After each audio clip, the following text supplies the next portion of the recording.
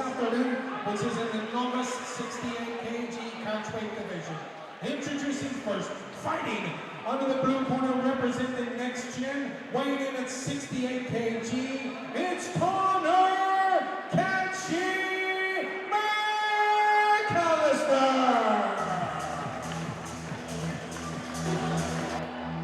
And now, ladies and gentlemen, introducing his opponent, fighting out of the red corner representing DecGar, weighing in at 68 kg, it's Ruairi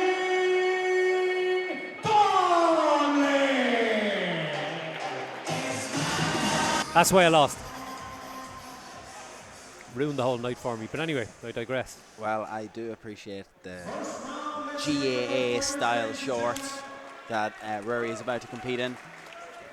He wound up that right hand, didn't he? Yeah, Conor McAllister in the white.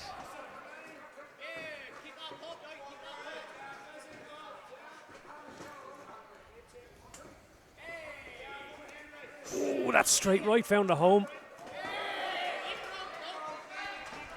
The lads are throwing down here in the opening round.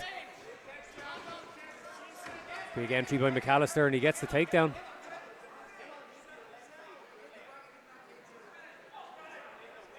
I think he's going to be safe because the right arm is on the back here. It's only a one-arm guillotine at this point. He is pushing down tremendously to try and free the head, which he has been able to do.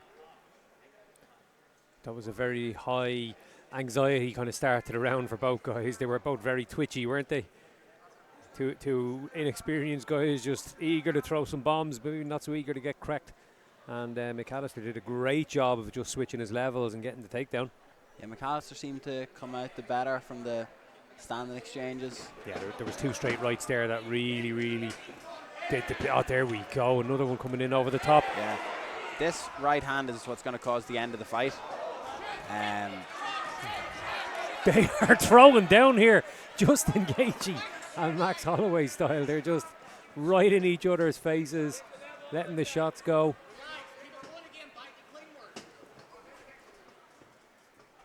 Things might settle now once they've kind of eaten a couple of shots each. A big dive by McAllister. He's got to the legs and he's connected.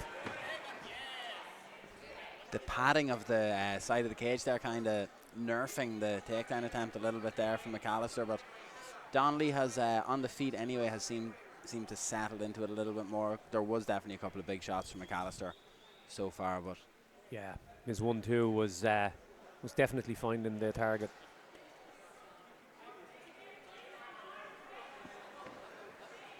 Might work his way to the back here as his opponent tries to scramble away. Donnelly caught between trying to decide whether to go turn away from his opponent or to turn back in and find himself in bottom position.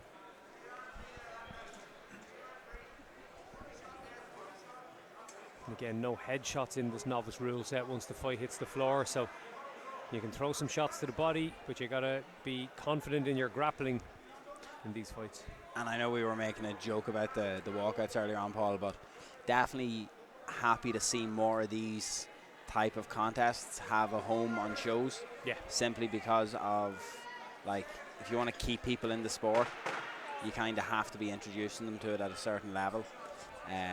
It's not to say that just anyone should be able to walk into a cage and stuff like that, but when smaller gyms and smaller teams are able to show pathways to other members or people who are joining the gym, have absolute value on shows like these. And there's a few hidden gems here that you're going to know their names in the next couple of years, you know.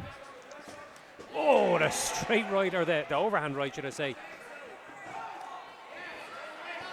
He's just got a couple of things in his game here, McAllister, that are working for him. The takedowns when he changes levels. There could be a Von Flue here, Paul. We called one before, but if he hangs onto that guillotine and McAllister can get that shoulder in properly, I just don't think he realizes that he could really put his opponent either to sleep here or to cause a submission. But that's the thing when you're watching fights at this level, and when you and I would watch like a white belt or a blue belt jiu-jitsu match, you'll see people making mistakes that they just maybe don't recognize in time, and it leads I wouldn't watch a white or blue belt match. Yeah, that's a fair point. Yeah. I wouldn't watch any jiu-jitsu match, to be honest. I'm sitting beside a white belt champion here actually at the moment, man who's branching off in many areas here. He's just entering tournaments for the laugh to set a good example in his family, and now he's realising that he's winning them. So God knows what's going to happen over the next while.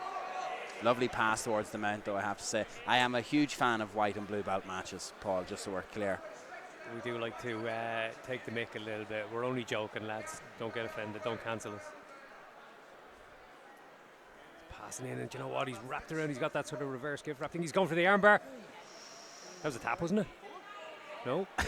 That, to me, that's a verbal tap. Yeah. If there was a noise... It came from definitely his arm. Oh, did you hear the noise come from the arm? Well, what my guess is mouth? McAllister on top heard the noise because he reacted. I don't think the fighter on the bottom reacted too much. I heard an ooh, but I think it might have come from McAllister, which is why it wasn't counted as a verbal tap. Let's see, is the arm hanging in any sort of weird way here? He seems fine. Yeah. Ask him again tomorrow, might be a different answer, but watch the right hand of McAllister. He's managing the distance okay here, and he's just circling off, doing the right job, and there's that change of the levels again.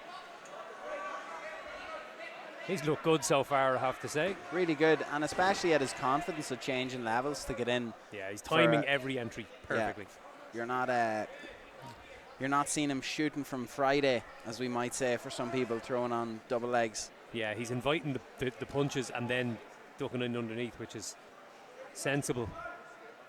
Sometimes, you know, we've seen at these fights where people make the mistake, like you said, of shooting from the other side of the cage. Or now let's see if he tries to isolate the already injured arm. I'd be going straight at it. Listen, this is a fight. Sportsmanship, nah.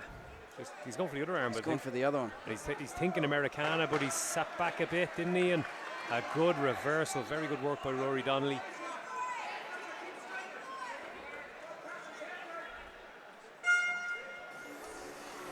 Good second round. McAllister will be most likely a couple of rounds up on the scorecards, making it very obvious they did not have a clue.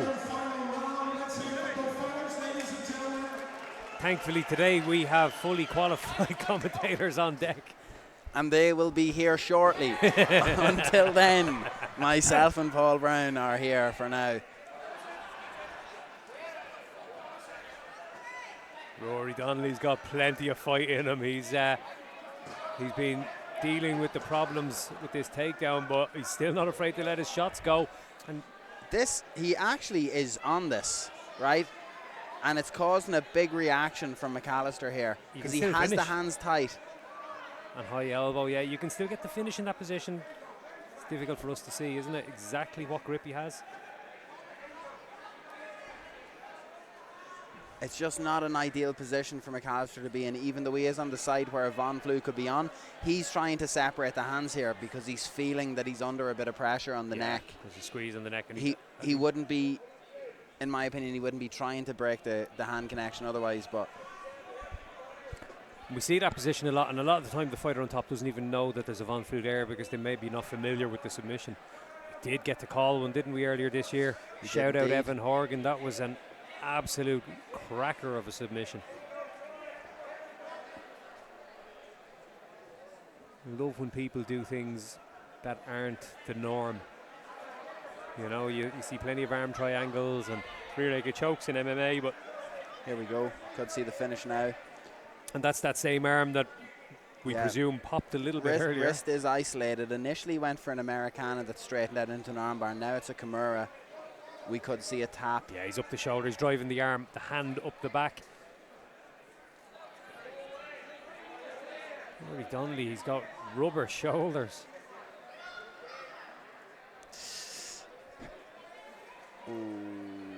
Needs to roll with it. He needs to get to his back. He does a good job, but good use of the sweep anyway from McAllister to get up to that position. Fair play to Ruairi in terms of what he's eaten here today and 2 good submission attempts.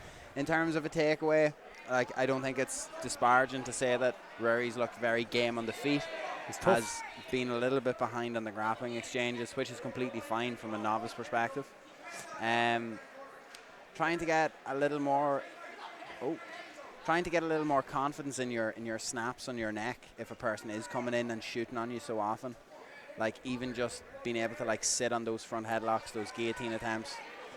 I put a huge value on chin straps, on being able to grab a person's chin, on being able to threaten a guillotine, make them even think about it. I'm not saying it's a better alternative than getting good at underhooks or like that little hip entry that you see people hit with their hip bone a lot in terms of stopping takedowns. But if your first line of defense fails from a takedown, I always feel that threatening the neck should be your second line of defense. That'll be a solid win for McAllister, and I think Ruairi Donnelly's going to be feeling a few aches and pains tomorrow, but battle gamely nonetheless.